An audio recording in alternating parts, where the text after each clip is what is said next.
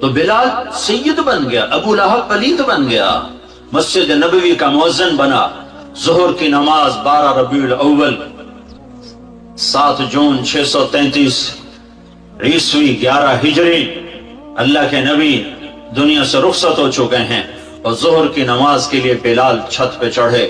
جب کہا اشہد ان محمد تو روتے روتے روتے آواز بند ہو گئی اور اذان پوری نہ کر سکے، اور دھڑے مار کے رونے لگے، سارے مدینے والے رونے لگے۔ تو آپ اتر گئے اور کہا میں آج کے بعد قسم کھاتا ہوں کہ آج کے بعد میں اذان نہ دوں گا۔ اور پھر اللہ کے نبی کے تدفین کے بعد ابو بکر صدیق سے اجازت لے کر جہاد میں ملک شام چلے گئے۔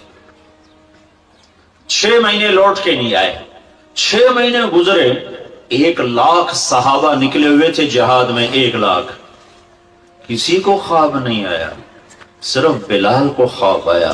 بلال، اللہ کے حبیب خواب میں، بلال یہ کیا بے وفائی، میرے شہر آنا ہی چھوڑ دیا۔ 6 مہینے گزرے ہیں، صحابہ 1 لاکھ کے قریب جہاد میں شام عراق میں جا چکے ہیں، خواب بلال کو آتا ہے، بلال یہ کیا بے وفائی، میرے شہر آنا ہی چھوڑ دیا۔ رات آنکھ کھلی، اونٹنی پہ سوار ہوئے، سوائے پیشاب اور نماز کے نہیں رکے، اور چل سو چل، چل سو چل، چل سو چل، چل سو چل، 7ویں دن مدینے پہنچے، اور ان کو یہ یاد ہی نہیں رہا کہ اللہ کے نبی دنیا سے جا چکے ہیں۔ ویسا عشق سوار تھا اور ایسا وہ خواب دل و دماغ کے حاوی ہوا کہ یہ بھول ہی گئے کہ اللہ کے نبی دنیا سے جا چکے ہیں۔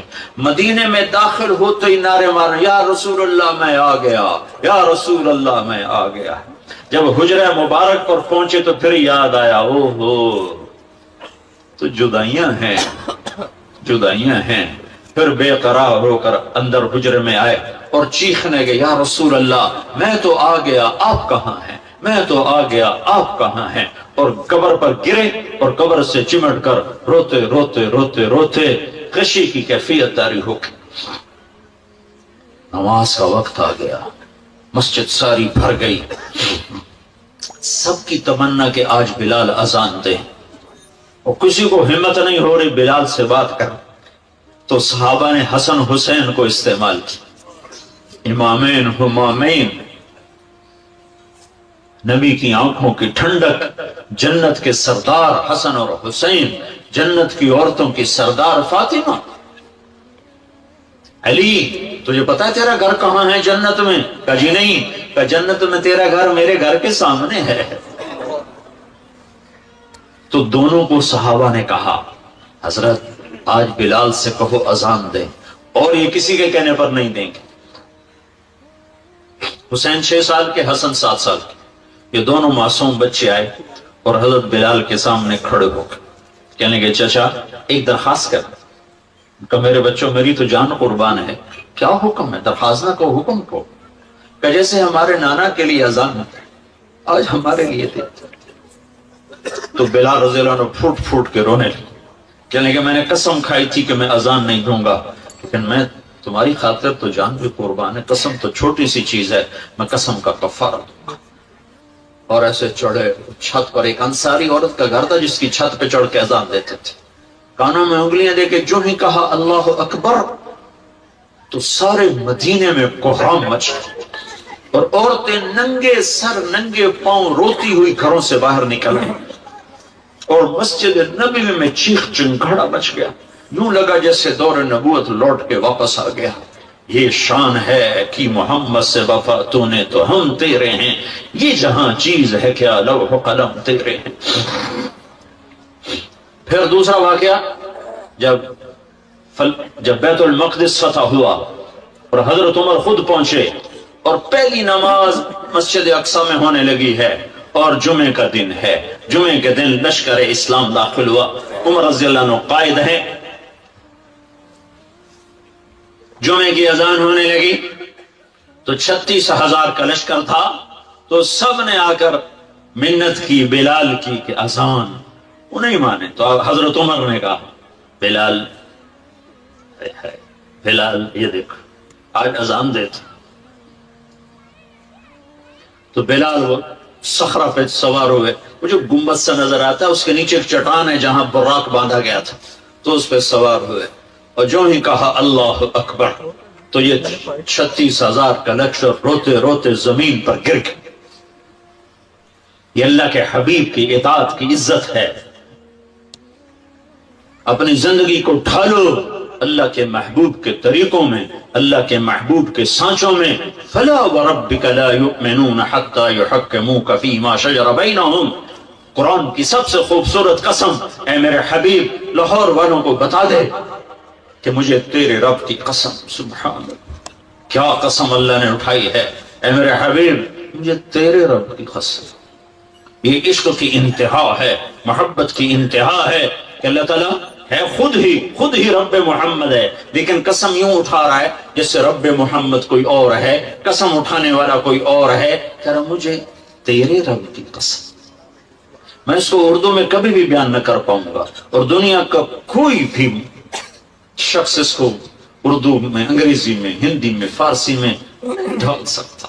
فلا وربک، فلا وربک، سبحان، اے میرے حبیب مجھے تیرے رب کی قسم، جو اپنائیت اور جو شہد ان جملوں ان لفظوں میں بھرا ہوا ہے، کہاں سے لے کر لاؤں ترجمہ اس کی؟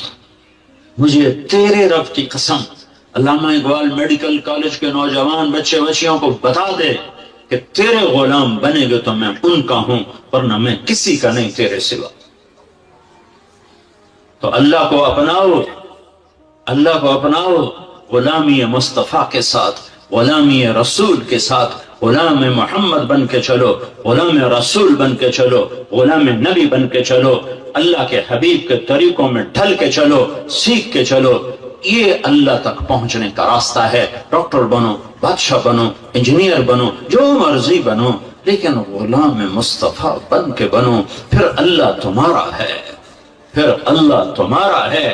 ساری کائنات اس نے اپنے حبیب کے قدموں پہ جھکا دی، اس کی ایک ایک ادا کو محفوظ کر دیا، اس کے ایک ایک طریقے کو محفوظ کر دیا۔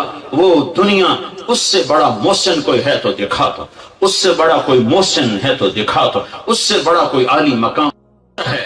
مقام محمود انتظار میں ہے، کدھر ہے شفاعت کبریٰ انتظار میں ہے، کدھر ہے مقام وسیلہ انتظار میں ہے، کدھر ہے جنت کا جھنڈا کی چابی اس کے ہاتھ میں ہے، اللہ کا جھنڈا اس کے ہاتھ میں ہے، جنت کی چابی اس کے ہاتھ میں ہے، حوض کوثر موجیں مارتا ہوا اس کے انتظار میں ہے، جنت بن سنور کے اس کے انتظار میں ہے، اللہ کی رحمت کے در کھلنے کے لیے اس کی شفاعت کے انتظار میں ہیں، جنت کے دروازے کھلنے کے لیے اس کی شفاعت کے انتظار میں ہیں، جنت کا دروازہ کھلنے کے لیے اس کے قدم مبارک کے پڑنے کے انتظار میں ہے۔ وہ السلام علیکم۔ اسلامی دنیا آپ کے لیے لا رہا ہے نئے اور اولڈ بیان۔ مولانا طارق جمیل صاحب کے اولڈ اور نئے بیان سننے کے لیے ہمارا چینل سبسکرائب کریں اسلامی دنیا، یہ آپ کو بہت اچھے اور بہترین بیان فراہم کرے گا۔ شکریہ۔ ساری کائنات میں ساری امت کے لیے رحمت بن کر، شفقت بن کر، شفیق بن کر، حریص بن کر، عزیز بن کر، رؤوف بن کر، رحیم بن کر آئے۔ محمد ہیں، اور وہ جیسے اللہ نے اپنے نام رکھے ایسے اپنے حبیب کے نام بھی رکھے۔ تو محمد، تو احمد، تو ماہی، تو حاشر، تو عاقب، تو فاتح، تو خاتم، تو ابو القاسم، تو طٰہٰ، تو یاسین، تو مجتبیٰ، تو مرتضیٰ، تو حامیم، تو مرتضیٰ، تو مجتبیٰ، تو مصطفیٰ، تو باطن، تو ظاہر، تو اول، تو آخر، تو شاہد، تو رشید، تو مبشر، تو نذیر، تو داعی اللہ، تو سراج منیر، تو مزمل، تو مدثر۔ مزمل اور مدثر میں جو لاڈ ہے، اللہ کی قسم لاکھوں کتابیں لکھ دو تو ایک لفظ کا مطلب ادا نہیں ہو سکتا۔ یا ایھا المزمل، یا ایھا المدثر، اوئے ہائے کیا محبت ہے۔ کبھی مزمل، کبھی مدثر، کبھی طٰہٰ، کبھی یاسین، کبھی مبشر، کبھی نذیر، کبھی داعی اللہ، کبھی سراج منیر، کبھی حامد، کبھی محمود، کبھی رشید، کبھی عاقب، کبھی فاتح، کبھی اجود، کبھی اکحل، کبھی احور، کبھی ابیض، کبھی اہدب، کبھی کبھی اعلم، کبھی انور، کبھی اشرف، کبھی اعز، کبھی اتم، کبھی اجل، کبھی اشرف، کبھی اجمل، کبھی احسن. کیا میں الفاظ لاؤں جو میرے نبی کے لیے میرے اللہ نے چن چن کے اس کی جھولی میں ڈالے. وَأَحْسَنَ مِنْكَ لَمْ تَرَ قَطُّ عَيْنِي، تیرے جیسا حسین میری آنکھ نے نہیں دیکھا. حسن ظاہر کے لیے حسن کا لفظ ہے. وَأَجْمَلَ مِنْكَ لَمْ تَلِدِ النِّسَاءُ، تیرے جیسے جمال والا کسی ماں نے نہیں جنا. حسب نسب کی خوبصورتی کے لیے جمال ہے، شکل کی خوبصورتی کے لیے حسن ہے. تو میرے حسان نے کہا، میرے نبی کے شاعر نے کہا، تیرے جیسا حسین میری آنکھ نے نہیں دیکھا، تیرے جیسے حسب نسب والا کسی ماں نے نہیں جانا. تیرا نسب تو آدم تک تیرے رب نے محفوظ کر دیا. تو محمد بن عبداللہ بن عبد المطلب بن ہاشم بن عبد مناف بن قصی بن کلاب بن مرہ بن کعب بن لبی بن غالب بن فہر بن مالک بن نضر بن کنانہ بن خزیمہ بن مدرکہ بن الیاس بن مدر بن نزار بن معد بن عدنان بن اود بن حمیسہ بن سلامان بن عوس بن بوز بن قموال بن ابی بن عوام بن ناشد بن حزا بن بلداس بن یدلاف بن طابخ بن جاحم بن ناحش بن ماخي بن عيفي بن عبقر بن عبيد بن الدعاء بن حمدان بن سنبر بن يثربي بن يحزن بن يلحن بن إرعضا بن عيذي بن زيشان بن عيسر بن أقناط بن إيهام بن مقصر بن ناهث بن زاره بن سمي بن مزي بن عوض بن عران بن قيدار بن إسماعيل بن إبراهيم بن آذر بن ناحور بن سروج بن رعوب بن فائش بن عابر بن الفخشاد بن سام بن نوح بن لامك بن متوشاله بن إدريس بن يرد بن ملهلئيل بن قينان بن آنوش بن شيس وبن آدم عليه الصلاة والسلام. محمد رسول الله. وأحسن منك لم تر قط عيني وأجمل منك لم تلد النساء. خلقت مبرأ من كل عيب كأنك قد خلقت كما تشاء. يا خير من دفنت في البقاء أعظمه فطاب من طيبهن القاع والأكم. نفس الفداء لقبر أنت ساكنه فيه العفاف وفيه الجود والكرم. أنت الشفيع الذي ترجى شفاعته على الصراط إذا ما زلت القدم. وصاحباك لا أنساهما أبدا مني السلام عليكم ما جرى القلم. نسيما جانب بطحا گذر أحوالا محمد را خبر کن وبرئی جان مشتاقم دراجا فداء روضہ خیر البشر کن. یہ ہے محمد مصطفیٰ صلی اللہ علیہ وسلم.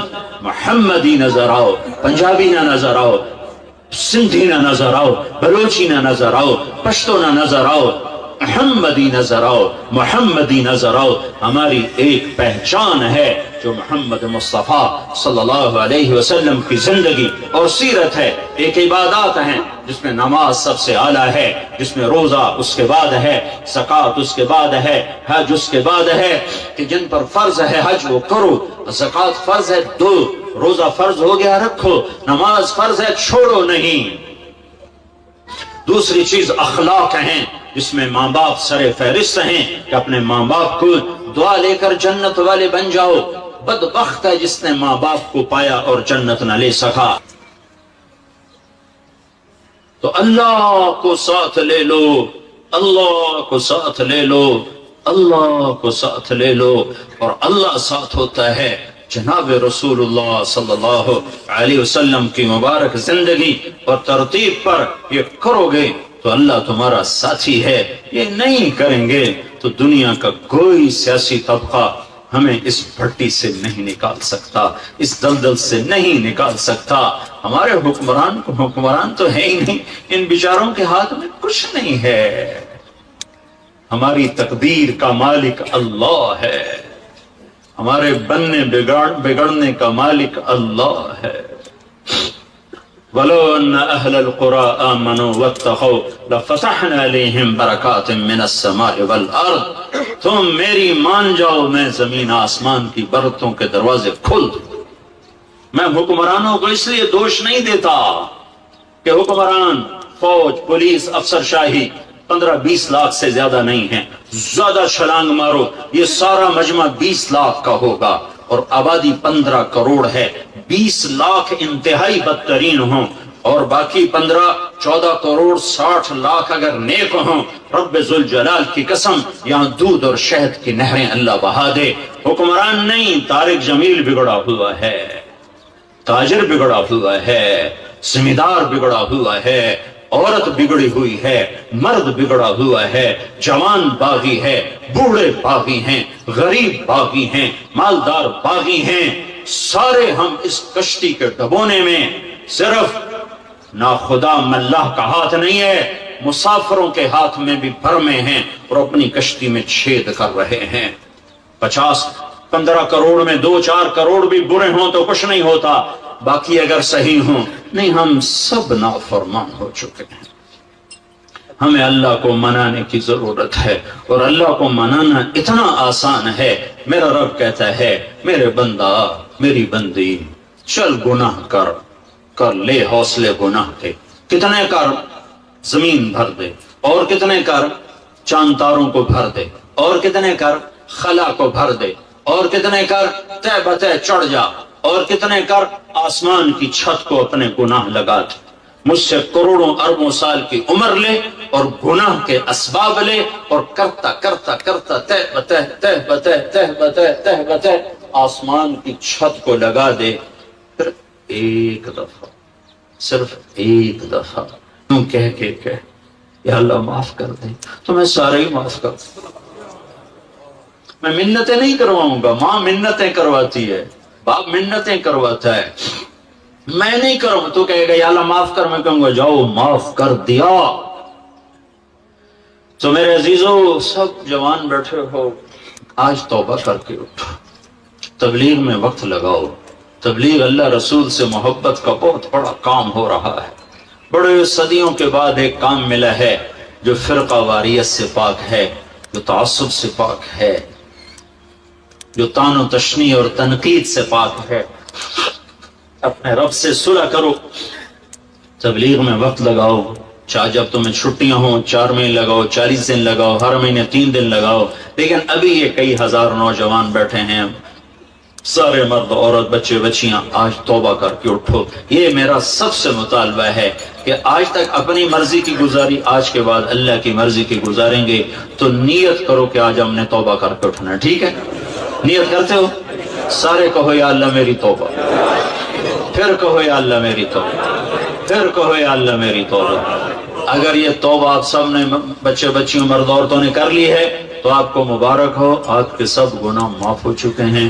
آپ سب ایسے بیٹھے ہو جیسے ابھی ماں نے جنم دیا ہو۔ یہ الٹے ہاتھ کی فائل ختم، غائب، زیرو۔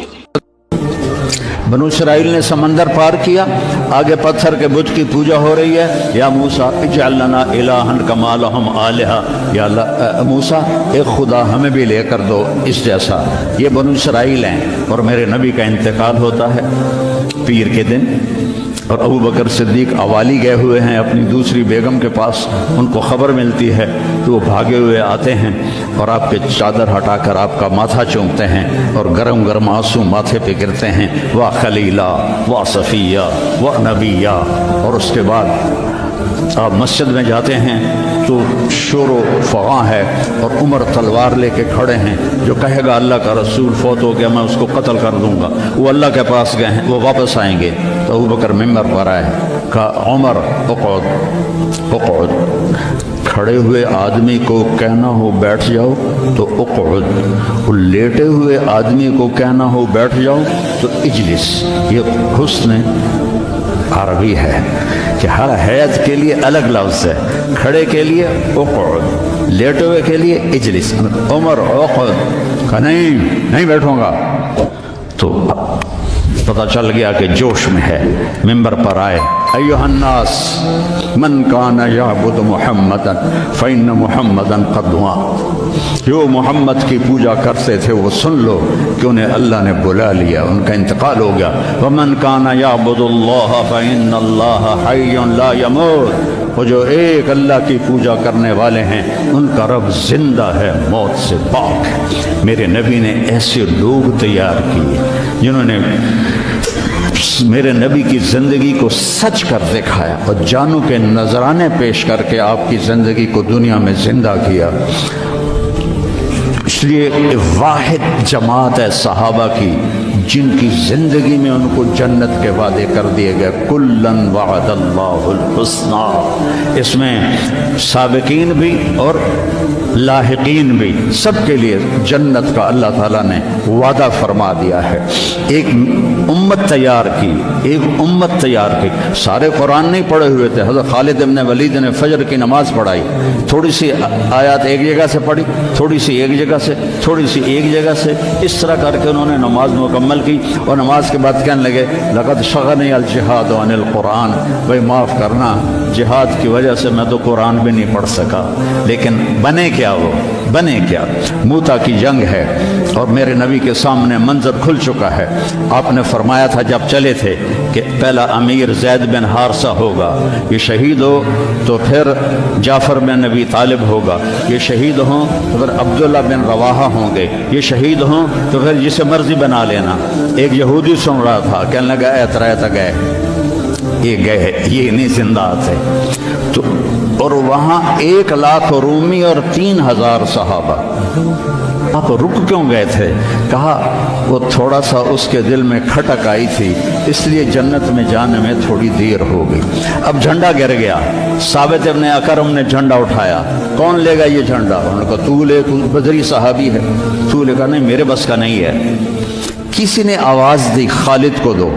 خالد کی پہلی جنگ تھی، صلح حدیبیہ کے بعد ایمان لائے، اور ان کی پہلی جنگ تھی۔ وہ فرمانے لگے بھائی میں تو ابھی مسلمان ہوا ہوں، کسی اور کو جھنڈا دو۔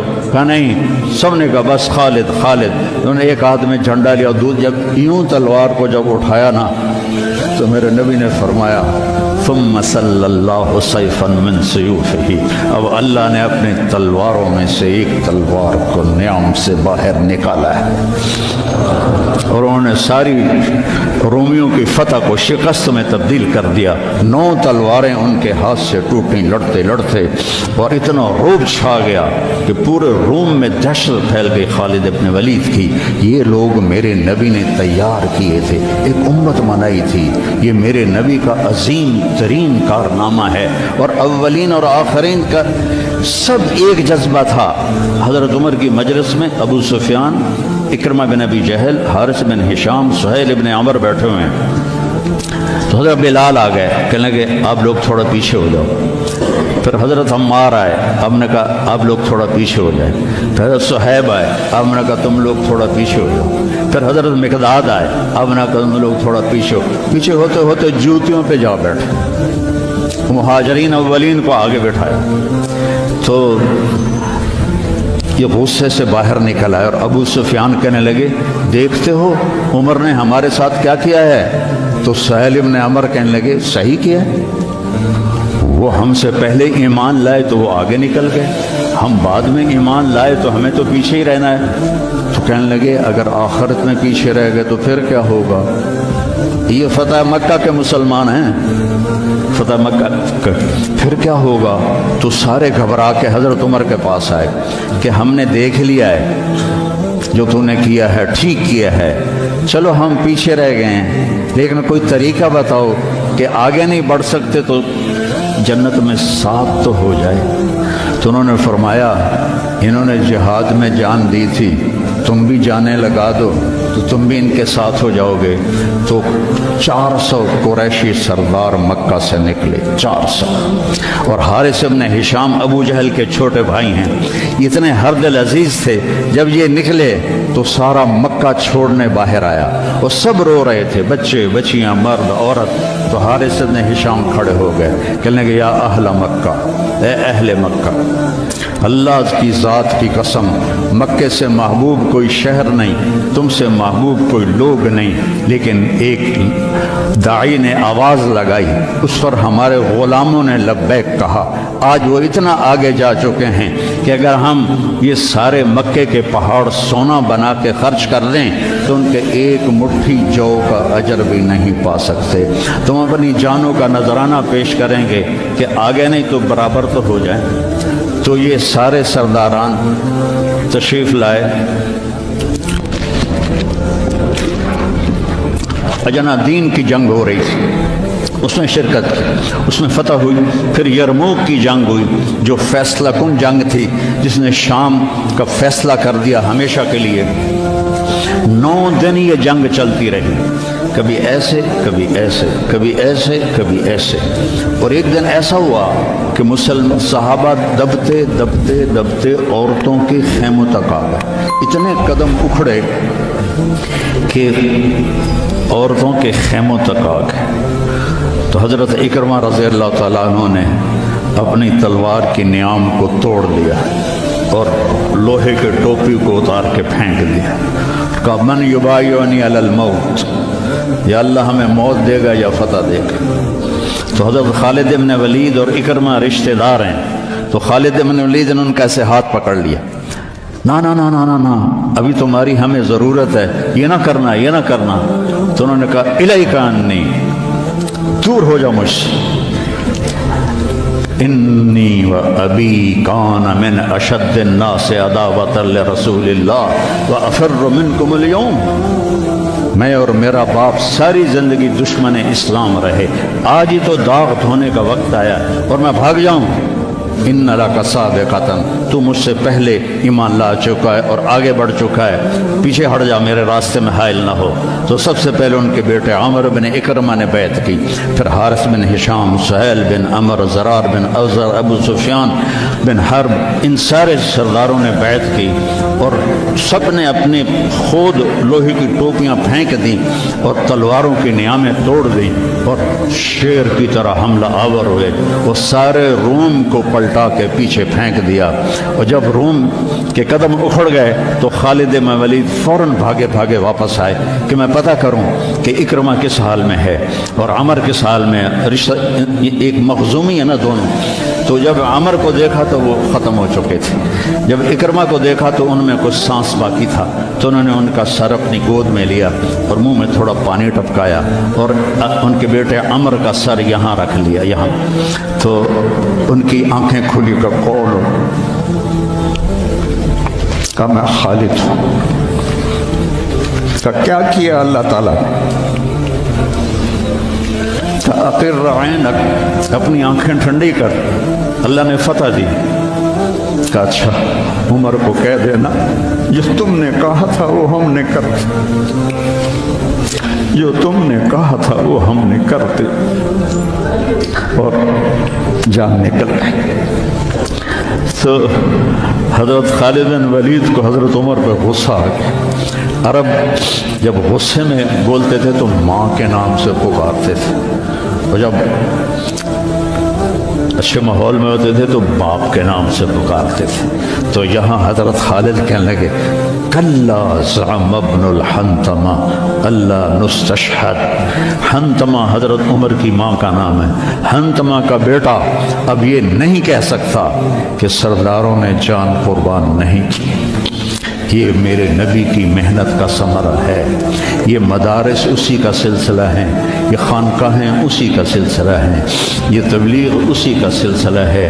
لیکن بیٹو صرف کتابیں پڑھنے سے تربیت نہیں ہوتی، اہل اللہ کی تربیت میں رہو، ان کے ساتھ اپنے اندر کی گندگیاں نکالو، تبلیغ میں وقت لگاؤ۔ مجاہدے سے انسان میں جلا پیدا ہوتی ہے اور وہ اس کا رخ نیکیوں کی طرف پھرتا ہے۔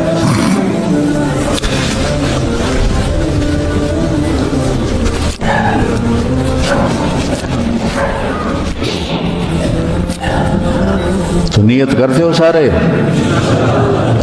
چند باتیں کہتا ہوں۔ اپنے اس ماحول میں غیبت کسی کی نہ کرو، نہ کرو نہ سنو۔ غیبت اشد من الزنا، غیبت زنا سے زیادہ سخت کام ہے۔ غیبت نہ کرو کسی کی۔ کئی لڑکے بہت ہی نیچے چلے جاتے ہیں، اپنے استادوں کی غیبت کرتے ہیں، یہ محروم ہو جائیں گے، یہ کبھی بھی علم حاصل نہیں کر پائیں گے۔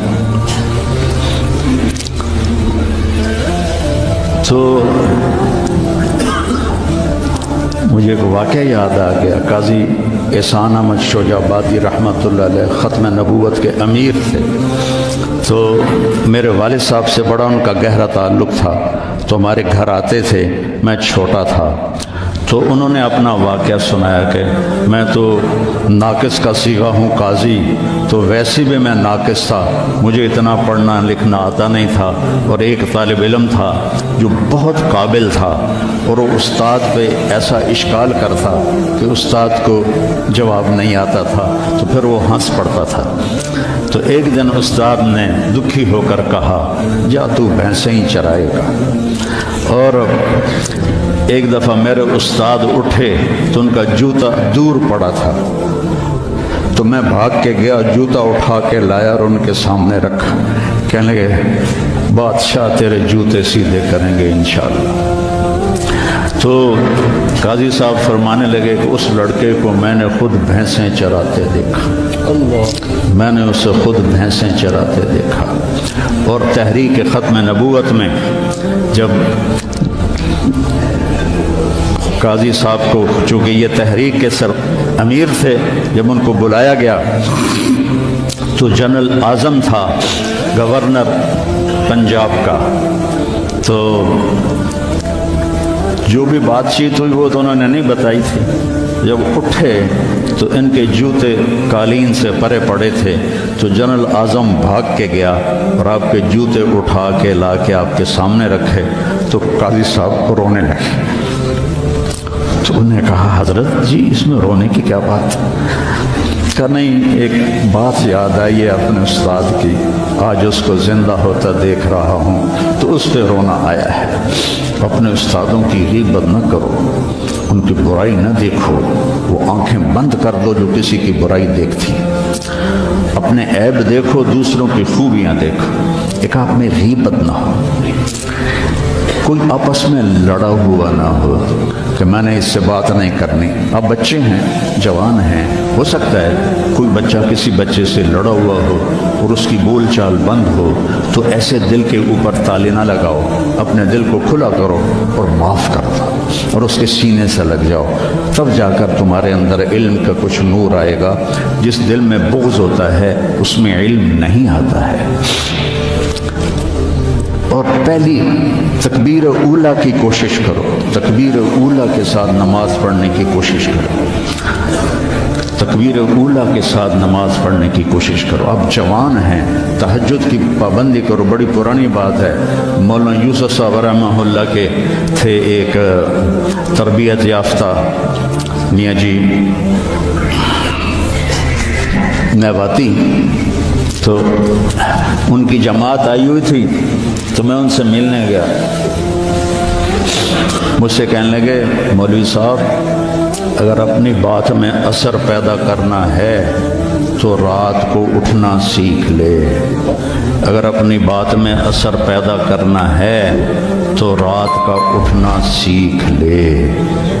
یہ آپ سے بھی کہتا ہوں کہ رات چاہے 2 نفل پڑھ لو، لیکن رات کو اٹھ کر قم اللیل الا قلیلا نصفہ او انقص منہ او زد علیہ ورتل القرآن ترتیلا.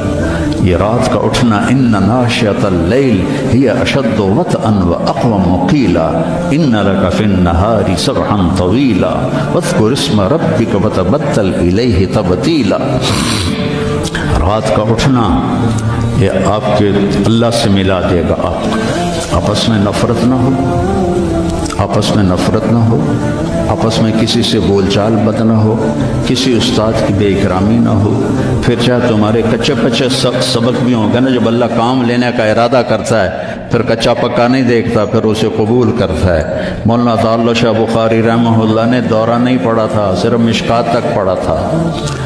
تو وہ جب کبھی علماء میں بیان ہوتا، اس جیسا تو کوئی خطیب ہندوستان میں تو کم از کم آج تک نہیں آیا. وہ کہتے علماء کرام مجھے تو مشکات ہضم نہیں ہو رہی اور میں گلی گلی پھر رہا ہوں، تم سارے دورے پڑھ کے آرام سے بیٹھے ہوئے ہو. یہ ان کا ایک جملہ مجھے سنایا. ہمارے استاد مولانا ظفر صاحب رحمہ اللہ فوت ہو گئے. پھینگی میں ان کا مدرسہ تھا جامعہ خالد بن ولید. تو بچوں آپس کی محبت سے رہو, اپنے سبق کے ساتھ انصاف کرو. مولانا منظور صاحب آپ کے بہت بڑے محسن ہیں اور ہمارے مکتب فکر کا بہت بڑا یہ سرمایہ ہے. تو ان کی دل سے محبت کرو. یہ چیزیں محبت سے منتقل ہوتی, محبت سے چیزیں منتقل ہو. یہ ٹیلی فون نہیں, دو ایسے کرتے ہیں یا یوں ایسے لگاتے ہیں تو سارا ڈیٹا دوسرے فون میں چلا جاتا ہے کہ نہیں؟ سارا ڈیٹا چلا جاتا ہے. یہ وہ فون ہے, ان کے ساتھ جڑو گے تو ان کا ڈیٹا تمہارے اندر چلا جائے گا, کسی کی دعا لگ جائے گی. ایک دفعہ واقعہ سنا کے میں بس کرتا ہوں. میں مدرسے کا امیر تھا رائمنڈ میں, تو مجھے سارے دن کی کارگزاری سنانی ہوتی تھی مولانا احسان صاحب کو, جو آج کل بہت علیل ہیں. تو میں برآمدے میں کھڑا تھا, سردیوں کے دن تھے, تو مولانا عبد الرحمن صاحب رحمۃ اللہ علیہ میرے استاد تھے, سب سے شفیق. وہ برآمدے میں ان کا بستر ہوتا تھا, مولانا احمد بٹلہ وہ. تو انہوں نے کروٹ بدلی اور کیا ہائے زور سے. تو احمد بٹلہ صاحب فرمانے لگے, مولوی صاحب خیریت ہے, کیا ہوا؟ کہنے کہ سر میں بڑا درد ہے. تو اس وقت رائمنڈ میں تھرموس رکھنا جرم تھا. تو 2-3 لڑکے تھے جنہوں نے چھپا کے رکھا ہوا تھا, تو مجھے پتا تھا. تو میں اسی وقت اڑ کے گیا اور اس سے میں نے کہا تھرموس دو. انہوں نے کہا وہ وہاں چھپا کے رکھا ہے. میں نے وہ لیا اور بغل میں دبا کے اوپر چادر لے لی. سردیوں کا زمانہ تھا. مولانا تشریف لائے, ان کے ساتھ میں ان کے گھر تک گیا, ان کو کارگزاری سنائی. وہ اندر گئے, میں نے وہیں سے دیوار سے چھلانگ لگائی. یہ 72-73 کی بات ہے, جب کوئی بازار نہیں تھا رائمنڈ میں, 2-3 صرف چھوٹے چھوٹے ہوٹل تھے اور 10 بجنے والے تھے, اور اس وقت سناٹا ہوتا تھا. میں نے کہا یا اللہ, چائے بھی مل جائے اور سر درد کی گولی بھی مل جائے تو آج میرا کام بن جائے. تو میں نے سارا دیکھا تو سب ہوٹل بند.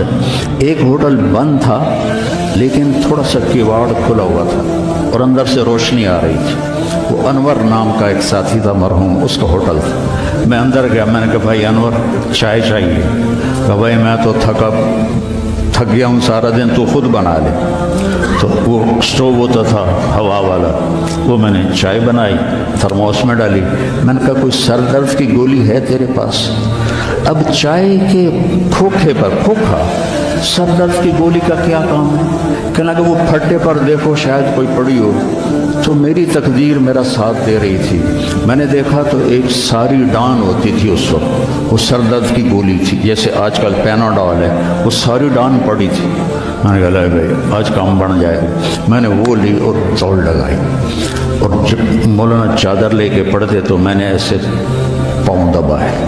تو انہوں نے سر سے فضائی ہٹائی, مجھے دیکھا, کیا بات؟ میں نے کہا جی یہ چائے ہے, یہ گولی ہے, آپ کھا لیں, آپ کے سر میں درد. تو ان کے منہ سے کلمات نکلے, اس کا میں ثمرہ ہوں. اپنی ذات میں کچھ نہیں, میرے استاد کی دعا مجھے لگی. ان کے چہرے پر اتنی خوشی آئی, وہ بڑبڑاتے ہوئے, الفاظ مجھے سمجھ میں نہیں آ رہے تھے لیکن میرے لیے دعا فرما رہے تھے. تو ایسے موقع تلاش کیا کرو کہ آپ کو استاد کی خدمت کا موقع ملے, تو ان کے منہ سے دعا نکلے اور آپ کے کام بن جائیں. تو سارے بچے اس کی نیت کرو, اپنی پڑھائی کے ساتھ انصاف کرو, آپس میں پیار محبت سے رہو. نیت کرتے نا سر, اللہم لکل, اور نکاح ہے لو. مفتی امجد کی بیٹی کا نکاح ہے. بسم اللہ الرحمن الرحیم. الرحیم یا ایھا الناس انا خلقناکم من ذکر و انثی وجعلناکم شعوبا وقبائل لتعارفوا ان اکرمکم عند اللہ اتقاکم وقال النبی صلی اللہ علیہ وسلم اعظم النکاح برکۃ ایسرہ مؤونہ.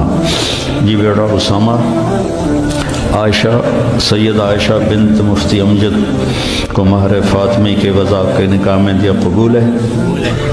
قبول ہے. بڑے زور نال بولے. ہمارا ایک زمیندار دوست تھا، اس کے گاؤں کا ایک بچہ کنڈکٹر لگ گیا بس میں. تو کنڈکٹر کا کام ہوتا ہے ڈرائیور کو کہنا استاد جی آن دیو، استاد جی جان دیو، استاد جی کٹ لو موڑ لو. اس کا نکاح ہو رہا تھا تو مولوی صاحب نے اس سے کہا ابھی ٹھہر جا بات تو کرنے دے. تو مولوی صاحب نے اس سے کہا فلاں فلاں کی بیٹی اتنے مہر کے ساتھ تیرے نکاح میں دی، تجھے قبول ہے؟ تو کہتا آن دیو. تو اس کے بھائی نے اس کو ایسے کونی ماری، کہتا جان دیو.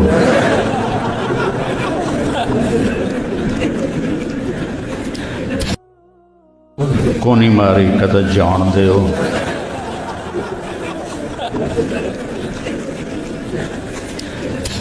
تو مولوی صاحب نے کہا یہ آن دیو جان دیو نال تیرے نکاح نہیں ہوئے. تو کہا میں نے قبول کیا. تو اللہ برکت دے. اللہم لک الحمد انت اہلہ.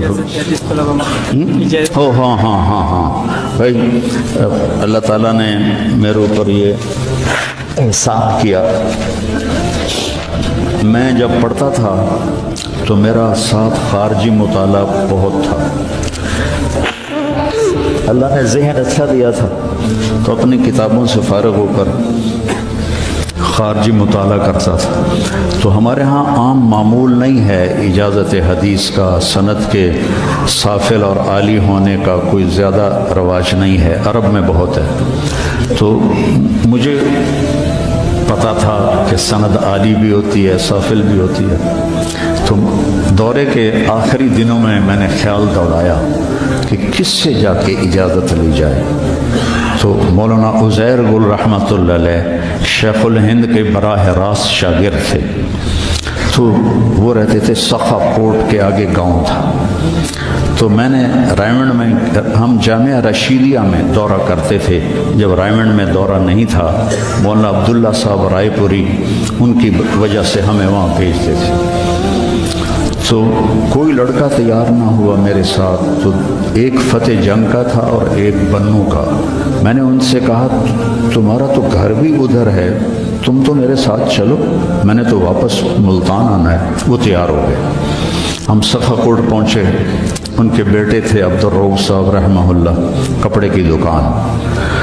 تو ہم نے ان سے کہا کہ جی اس طرح ہم آئے ہیں اجازت حدیث کے لیے. تو ہنس پڑے، کہنے لگے انہوں نے مولانا عبد الحق اکوڑا خٹک والوں کو اجازت نہیں دی تو تم کون ہو؟ تمہیں تو وہ جانتے بھی نہیں، وہ دیتے ہی نہیں، ناراض ہو جاتے ہیں. تو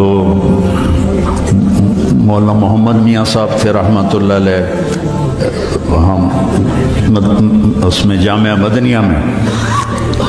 تو وہ حضرت شیخ مولانا مدنی رحمہ اللہ کے خلیفہ تھے. انہوں نے اپنے بیٹے کو بھیجا، اس کو بھی نہیں دی. ہم نے کہا یا پھر ہماری ملاقات کرا دیں. انہوں نے کہا چلو ملاقات کرا دیتا ہوں. تو ہم نے کیا کیا، پہلے گئے مسجد میں، 2 نفل پڑھ کے اس کا ثواب مولانا کو ہدیہ کیا، مولانا زہر گل صاحب کو، کہ یا اللہ ان کا دل نرم کر دے اور یہ ہمارا تحفہ ان تک پہنچا دے. تو آ گئے. میں نے 2 شخصیتوں کو وجاہت کے لحاظ سے ایسا دیکھا ہے، ایسا اور کوئی نہیں دیکھا. مولانا زہر گل صاحب 6.25 فٹ قد، یہ میری 2 کلائیاں مل کے ان کی 1 کلائی بنتی تھی، اور ایسا نورانی چہرہ، آنکھیں چلی گئی تھیں. دین میں تو مولانا زہر گل جیسی وجیح بارو میں نے نہیں دیکھا. اور دنیا میں اکبر بگٹی جیسا وجی بندہ میں نے نہیں دیکھا. 2 دفعہ مجھ سے ملنے گئے تھے یہی تبلیغ کے سلسلے میں. تو وہ کہنے لگے کون ہو؟ نابینا ہو گئے تھے, لاٹھی ہاتھ میں تھی. تو میں متکلم تھا, میں نے کہا جی ہم طلبہ ہیں, رائمنڈ سے پڑھا ہے, سائیوال میں دورہ کیا ہے, اور اب ہم آپ سے اجازت حدیث کے لیے حاضر ہوئے ہیں. وہ تو جلال میں آ گئے جیسے ان کے بیٹے نے کہا تھا. اتنا غصے ہوئے, میں جاہل, میرے پاس کیا لینے آئے ہو, مجھے کچھ نہیں آتا, ایسے آ گئے ہو. کافی دیر ڈانٹتے رہے, اور اس میں ایک بات ان کے منہ سے نکلی, بغیر کتاب کے کوئی اجازت نہیں ہوتی. ان کو خیال تھا کہ ہم ویلے ہی آ گئے. تو جب ان کا غصہ تھوڑا سا ٹھنڈا ہوا تو ان کے بیٹے نے ایسے کیا کہ نہیں بولنا. میرے دونوں ساتھی من نے مجھے ایسے کیا, ہمت کرو ہمت کرو. اب میں 2 کشتیوں پہ ہو گئی. ان کا بیٹے کہہ رہے ہیں, اور واقعی لگتا تھا یہ ڈنڈا کہیں ہمیں سر پہ نہ مارے.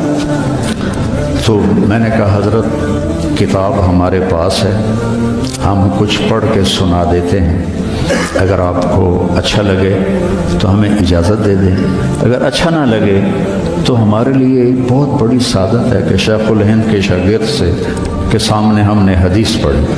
تو ان کا ڈنڈا یہاں رکھا ہوا تھا, یہاں ایسے, تو انہوں نے وہ ڈنڈا وہاں سے ہٹا کے یہاں رکھ لیا, یہاں ایسے. وہ کافی دیر اس کیفیت میں بیٹھے رہے. ایک دم کہنے لگے اچھا پڑھو. تو میں نے یہ پہلی حدیث جو تھی انما الاعمال بالنیات, پہلی حدیث میں نے پڑھی. دوسری مولوی عبد الودود تھے, فوت ہو گئے, انہوں نے پڑھی. تیسری مولوی اسحاق نے پڑھی. تو طریقہ ہوتا ہے کہ اول اور آخر پڑھا جاتا ہے. تو جب کتاب میں نے لے کے ورق الٹنے شروع کی کہ آخری حدیث پڑھوں, تو ورق گردانی کی آواز کانوں میں آئی. کہنے کہ بس بس کافی ہے کافی ہے, میں تم تینوں کو اجازت دیتا ہوں, لیکن ایک شرط ہے, میں نے آج تک کسی کو اجازت نہیں دی, تم نے کسی کو بتانا نہیں کہ میں نے تمہیں اجازت دی. تو ہم نے ان کی موت تک چھپائے رکھا, پھر ہم نے اعلان کر دیا. تو میں آپ سب طلبہ کو دورہ حدیث کے ہوں, تو میں کچھ نہیں, خالی ڈھول ہوں, لیکن چلو آپ کی نیکیوں میں میرا حصہ پڑ جائے گا, میں آپ کو اس کی اجازت دیتا ہوں. اللہم لک الحمد کما انت اہلہ فصلی علی محمد کما انت اہلہ.